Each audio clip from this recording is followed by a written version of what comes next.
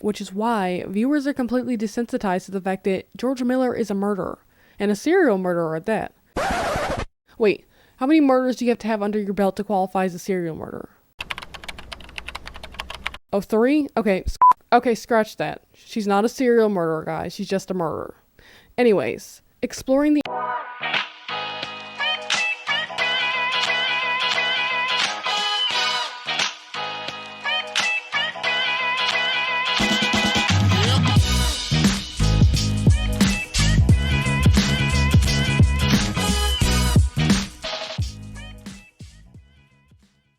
from murdering her husbands to incriminating them on false evidence. It's no secret that Georgia Miller is no saint nor angel, and she's definitely far from an upstanding citizen. From the very start of the series, it was evident that Georgia was a very deceptive woman based on her behaviors and interactions with others. Like, for instance, her grieving widow performance at her late husband's funeral, or that down-home Southern belle persona she adopts around townies in order to fit in. She's a very determined woman, cunning, mysterious, and fundamentally deceptive, and she uses these key traits to carry out her surreptitious affairs. Georgia is a tenacious young woman who will stop at nothing to get what she wants, no matter what or who that negatively affects. Clearly, nothing is off limits for Georgia Miller, framing her child's father and having him falsely imprisoned for reasons yet to be uncovered, embezzling and misappropriating money from city funds on 2 accounts, Ginny's school and the mayor's office, one which could have potentially had her daughter expelled from school, and 2 of which could have severely jeopardized her boyfriend Paul's re-election campaign. Physically assaulting her son's bully and encouraging him to partake in such behavior and use violence as a means to gain power, which eventually results in him stabbing the very same child with a pencil, committing identity theft by opening credit cards in her son's name, murdering both her husbands Kenny and Anthony. So clearly, nothing is off limits for Georgia. And she does it all with a hint of charm. It goes without saying, but I'll say it. Georgia's crazy. Like, she's crazy. Georgia Miller is an absolute psychopath. But viewers love and adore Georgia. She's a fan favorite, and she's probably the most popular character in the series. And after a recount of the laundry list of horrible things she's done in season 1 alone, it begs the question, but why? Because Georgia Miller embodies many of the characteristics found in a very popular hero archetype within fictional stories. Like the character Batman, for say.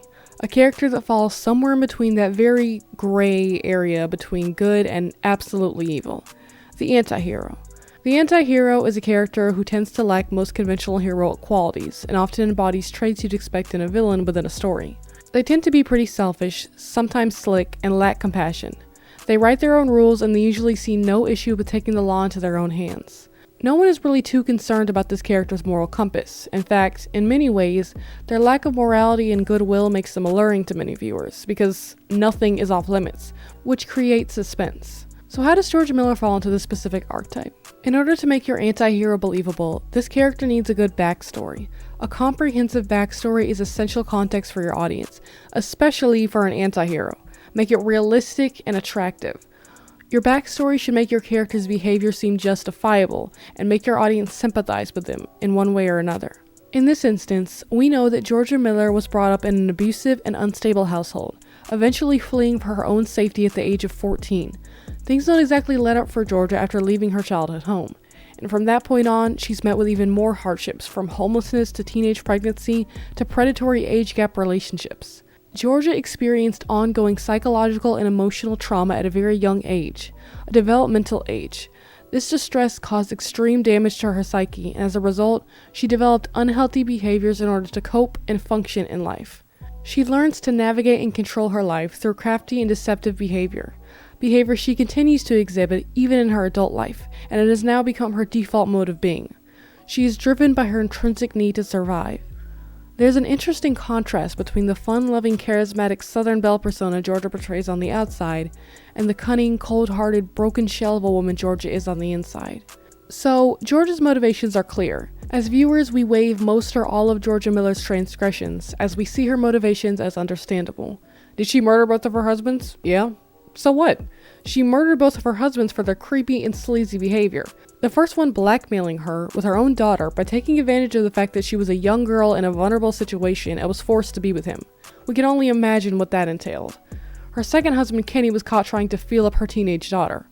We chalk all this up to a trauma response, as we know that Georgia Miller was sexually abused by her stepfather as a child. Again, her backstory allows us to sympathize and justify her heinous actions, which is why viewers are completely desensitized to the fact that Georgia Miller is a murderer, and a serial murderer at that.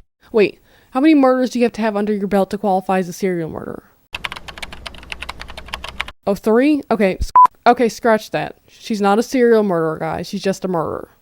Anyways, exploring the anti-hero's internal conflict. The anti-hero is without a doubt a character with a lot of internal conflict. Conflict that directly affects their mental and emotional state. Internal conflict isn't always cut and dry like this or that. It's that struggle within the character's mind to deal with a dilemma, or to make a certain decision, or to overcome a feeling, or deal with one's mixed emotions. It's that thing that keeps your character up at night. With some characters, the confliction is very blatant, and with others, not so much. With the anti-hero, it usually isn't that obvious from the outside looking in. Georgia has been running her entire life, always running, with the fear that one day, her life will catch up to her, and all the choices she's made along the way. She may have the audacity to kill, steal, and destroy like it's her favorite pastime, but at times, when she's alone, we see her trying to self-soothe and quell her fear that the world she's built around herself will crumble beneath her when things aren't going according to plan.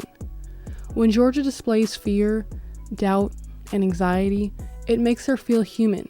Thus, it's something the audience is able to connect with her on. Those fears and doubts we as humans all face on a daily basis is something that your anti-hero should struggle with as well. It makes them feel real. These types of displays of emotion is a big reason why we're so captivated by the anti-hero.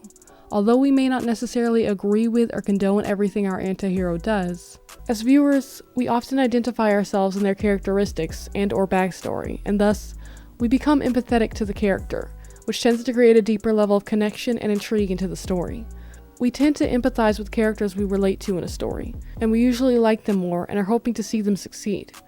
Anti-heroes are usually very calculated, and must maintain a level of great strength and some level of smarts in order to overcome the many cruel hardships they're faced with and achieve their goals. It takes perseverance and genius, and we as viewers can either relate to that or we aspire to become that. Either way, it's inspirational. So why do we love Georgia Miller? Georgia is clever, mysterious, and calculated. Although she's broken in many ways, she refuses to be a victim of her circumstances. She wastes no time to take control of any obstacle she's met with or any situation that's presented to her. She's never looking for a savior, only an opportunity to save herself and protect the one she loves. She represents and embodies strength, endurance, and power. She's badass, and the most compelling and dynamic character in the story.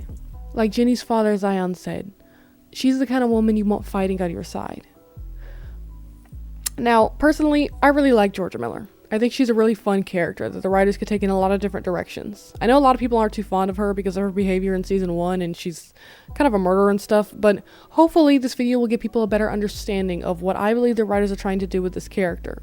Not gonna lie, I should have found a way to incorporate these into my Ginny and Georgia characterization video, but there's a few moments that I've spotted throughout the series that I feel makes Georgia's character feel a little less cohesive, like how sloppy Georgia can be in her illegal activities. Like, girl, you knew Paul was coming over to babysit and you leave your fraudulent credit cards laying around for him to find them? Or the fact that she keeps deadly plants in her house like it's decor, and grows it in her garden knowing full well they could easily be identified and traced back to her. Or not having the knowledge to do away with her evidence of unregistered checks from the mayor's office until someone gets suspicious. Come on now, Georgia. That's like chapter 1 of White Collar Crime for Dummies. Not that I would know. But seriously, Georgia's no amateur in the game. In fact, she's actually more of a seasoned professional. So I feel the writers have to consider these things in order to keep with Georgia's character. Georgia's stealthy, she's calculated, she knows to dot all her I's and cross all her T's, and everyone and anyone writing storylines or even scenes for Georgia Miller should have the character down packed beforehand. Get to know your characters, everyone. Characters are people too. But anyways, where do you guys want the writers to go with Georgia's character? And are we shipping Paul and Georgia or Joe and Georgia? I love Georgia and Joe, but I feel like he's a little too wholesome for her. Or is he? He could be a murderer too, child, for all we know. I would like to see some development in both Ginny and Georgia, as individuals as well as within their relationship. I don't think they should entirely abandon their relationship conflicts Ginny and Georgia have with one another, because we know that being at odds is a very common thing for teenagers and parents, and it would feel very contrived if they went from the Real Housewives to the Waltons family in a matter of one season. We're not here for that, but I'm going to need them to dial it back to about an 8, and dial Ginny's attitude back to about a 3. and I'm not playing. I don't think I can think of one scene that Ginny was in from last season I wasn't rolling my eyes out of my brain at that girl.